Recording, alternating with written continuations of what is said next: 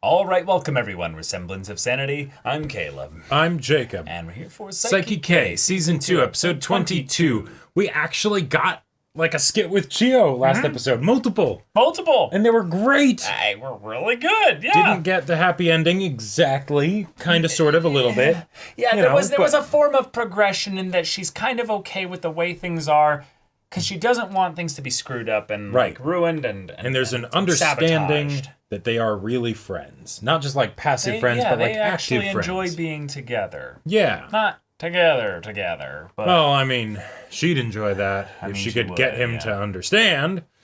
But, yeah. Damn you, Nendo. Yeah, damn. That's the only time you'll hear me say that. That's true. Yeah. That's true. For me as well. But y'all, without further ado, let's get into this. All right, everyone, now be sure to go check out the reaction portion of the video in the description below, then come back here for the discussion. Judgment lights up.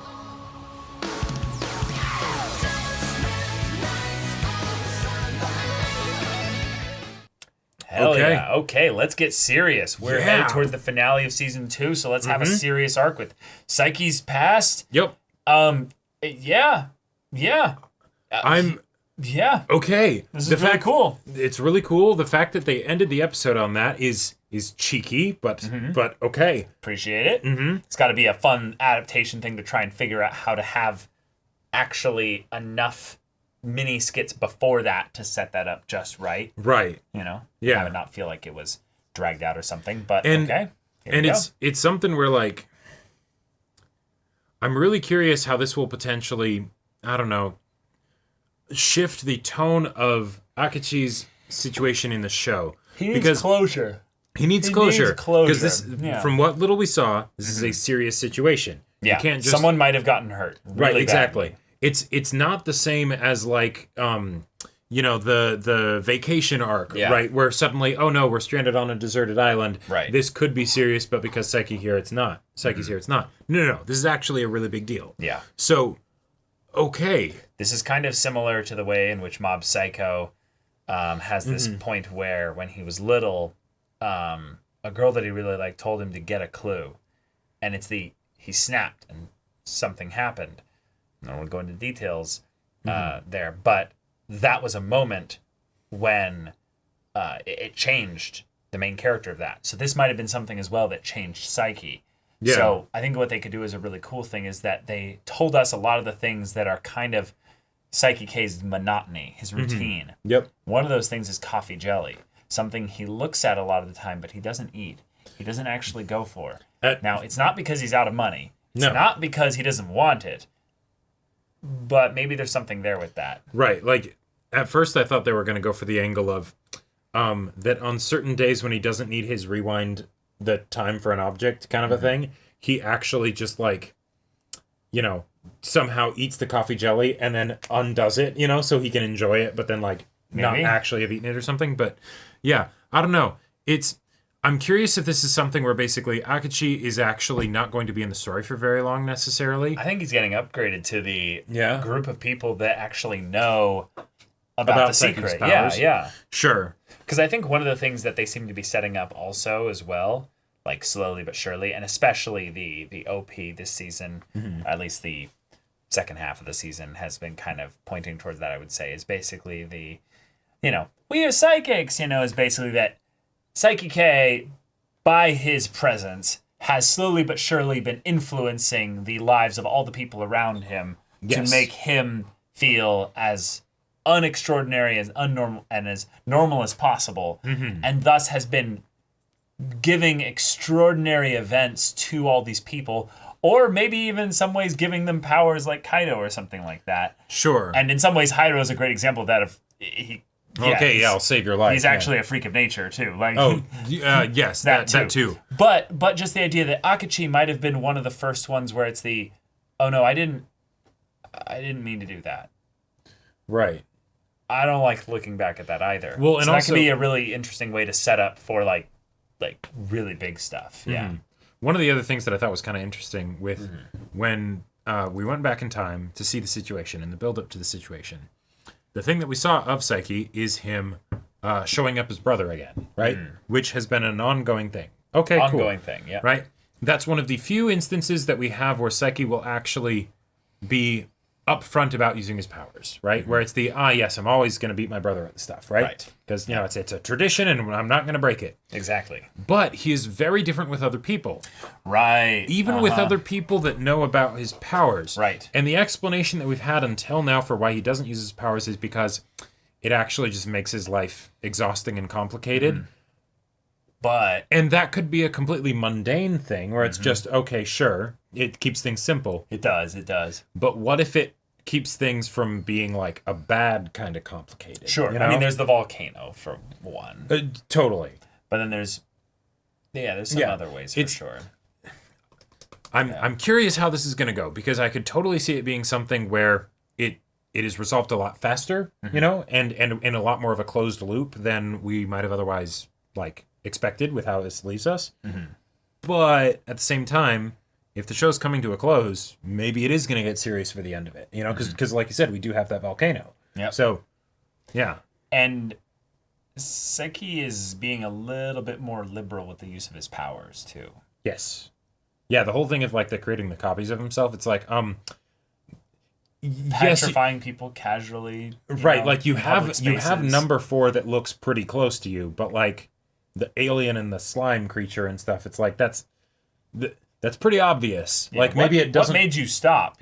Right, and maybe that doesn't cause problems for you directly because they can't recognize it as you. So then, Right, it's the question of how serious do we want to take this show at all, since they're starting to have this cool plot development here by going back in time, which is a cool setup for also some ways in which they can address the future. Sure, which is how he's not, Right. So in some ways, in order to move forward, you have to go back. We have to go back, Kate. We gotta go back. I'm really excited for this. I love the way in which all the little things that Saiki did over this episode and in previous episodes are kind of set up as this is something that Akachi noticed. Yep. And he's like, oh, so clearly you're a psychic, but there's some stuff that makes it from being, it keeps it as an assumption right now. It's a hypothesis. There's no theory. There's no evidence. But then I remembered all those people and I found them all. And that's the perfect follow-up on what do you do with that? Oh, no. Uh-huh. So there's no proof that any of that stuff happened, but the fact that they all experienced that simultaneously. Right. Because, damn it, this isn't Merlin, and people can actually put 2 and 2 together. So... yeah. But also, it's just Akachi. It's just Akachi. And, yeah. But I almost feel like this episode was a reimagining of a lot of different character archetypes. I feel like maybe the creator does this when it's okay, this character shtick, it's not as funny, so they sort of get phased out of the story. But then I bring them back when I have a new idea for how they could be, right? Right. Imu was literally rewritten this episode. Yeah, exactly, right. And it's she's a super fan stalker of Terahashi's brother. Stan. And you're right. Right. Yeah. Cool.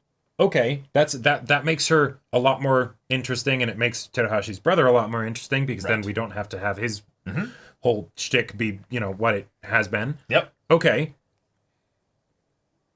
And is this maybe something similar with Akachi? Because but at the same time, he was kind of introduced as I'm going to find out. Yeah, I think Akachi was the time limit, was basically you've got a good thing going, but I'm going to figure it out. Yeah. And I am the guarantee that something's going to happen that is going to make you have to consider, wait, how important is it that the status quo is maintained in totality? Because you've told a lot of people about your psychic powers. Yeah. Why can't you just tell Akachi? Maybe there's something more to this. Well, not just because of the secret angle, because you could fuck with Akachi and probably make it so it'd be fine. But what really happened back then? Is this an area where Saiki feels a little bit out of his depth? I don't know. Yeah. We'll have to see with the next episode. Yeah, we'll have to see. This is a great cliffhanger. Yeah. This is a nice setup for stuff there. And this is not the penultimate episode. It is not. No. There's 2 episodes after this. Yep. So we've got at least in the season. So we've got some more we could get into here. This could be pretty crazy. And having kind of every character, for the most part, kind of be lightly touched upon this episode was really cool. Mm-hmm. But that generally means, in my mind, we're headed towards main story stuff. Right, and every single character got a little bit of focus, I think, here. And I think... Not the rich guy. We didn't... Not Psycho. Yes, not Psycho. But, yeah. If this show goes full serious for a solid amount of time, great. Like, getting surprised by serious stuff that, like, emotionally affects me amidst comedy and silliness is one of my favorite things to have in anime. Yeah. So, awesome. But at the same time, with how silly this show is...